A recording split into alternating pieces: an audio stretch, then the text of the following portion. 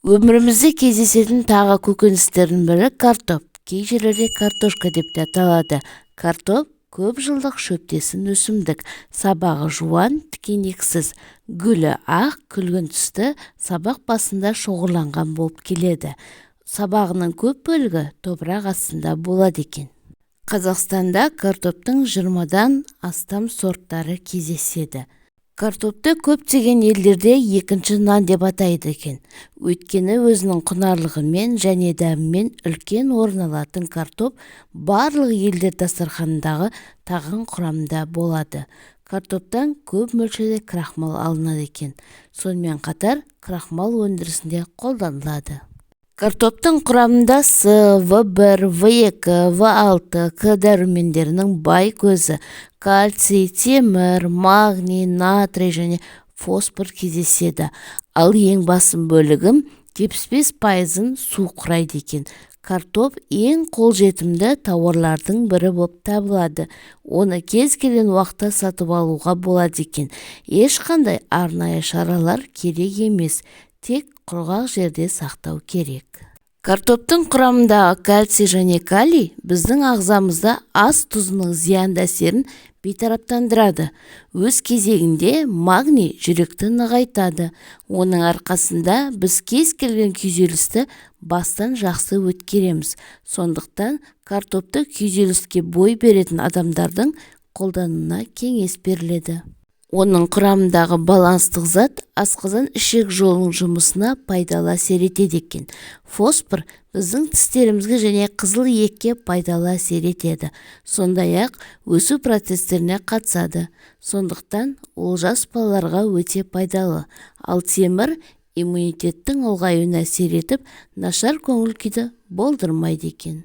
Картоп ең көп қолданысқа ие әрі өте дәмді көкөністердің бірі.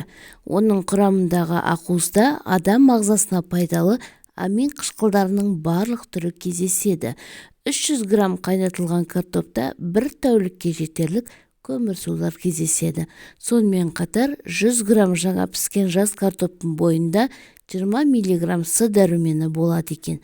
Сондай бағалы қасиеттерге бай картоп түрлі дертке де дауа болады екен. Халықтық медицинада картоппен күйген теріні, қышыманы емдейді. Ол үшін шикі картопты үкіштен өткізіп, оны күйген жерге таңып қою керек. Сонымен қатар, жоғарғы тыныс жолдары қабынғанда қайнаған картоптың буымен емделуге болады. Ал көмеймен жұтқыншақ қабынғанда шикі картоп шырымен тамақты шаю керек. Егер гипертония болса, қабығымен қосып пісірілген картоп жесеңіз керемет ем болады. Остеохондроз дертінде картоптан дайындалған компресс ауырсынуды басады. Ол үшін үкіштен өткен шикі картопты ауырған жерге таңып 1 сағат ұстау қажет. Асқазан қыжылында, жүрек айнығанда, бас ауырғанда балғын картоп шырының ішіңіз жеткілікті. Күніне 3 рет таңертең аш қарынға, түсте астан жарты сағат бұрын, кешке ұйқыдан 1 сағат бұрын ішу керек. 2 апталық емнен соң 6 күн демалу қажет. Қайнаған картопты тіпті асқазан жарасымен ауырған кезде де жеуге болады. Сондай-ақ картоп крахмалы холестерин мөлшерін азайтып, калийдің көмегімен ағзадағы артық суларды сыртқа шығаратында қасиетке ие.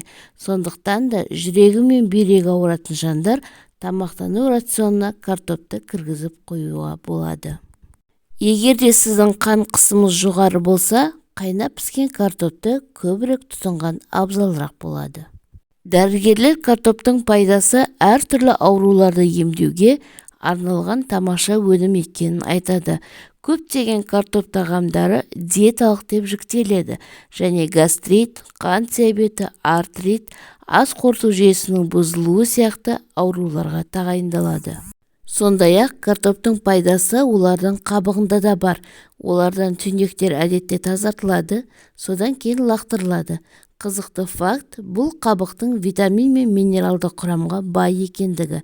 Пилингте потенциалды арттыратын заттар бар екенін растайтын зерттеулер бар.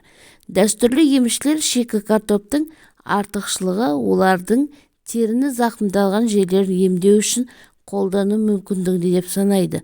экземадан және күйіктен құтылу үшін оларға шикі картоп жағылады екен. Сондай-ақ картопта косметологияда да пайдаланады. Косметологияда картоптан жасалған маскалар беттегі ісікті кетіру үшін қолданылады екен. Картоптың пайдасы оның құрамында көп мөлшерде талшықтың болуында екені белгілі.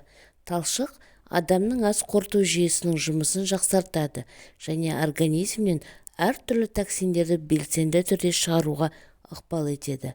Сонымен қатар талшық асқазан, ішек және ас қорыту жүйесінің ауруларын алдын алуда өте маңызды рөл атқарады. Бұл көкөністің пайдасымен қатар зияны да бар екен. Картопты сақтау кезінде бірте-бірте оның терісінің астына соланин деген күшті улану жиналады. Бұл зат, мысалы, ұрықтың ақауларын тудыруы мүмкін, ең күшті тератоген болып саналады. Сондықтан жүкті әйелдерге картопты өте сақтықпен жеуге кеңес беріледі. Оның үстіне қыста ұзақ сақталған кезде қабығының қабатын мүмкіндігінше қалың етіп тазалау қажет. Калориясы басқа көкөністерге қарағанда 2 есе жоғары. Өйткені картопта көмір-сулар көп. Сондықтан артық салмаққа бейім адамдар картопқа тәуелділікті шектеуі қажет. Ақпарат пайдалы болса, арнама тіркеліп, лайк басып, пікір қалдырып, достарыңызбен бөлісуді ұмытпаңыз.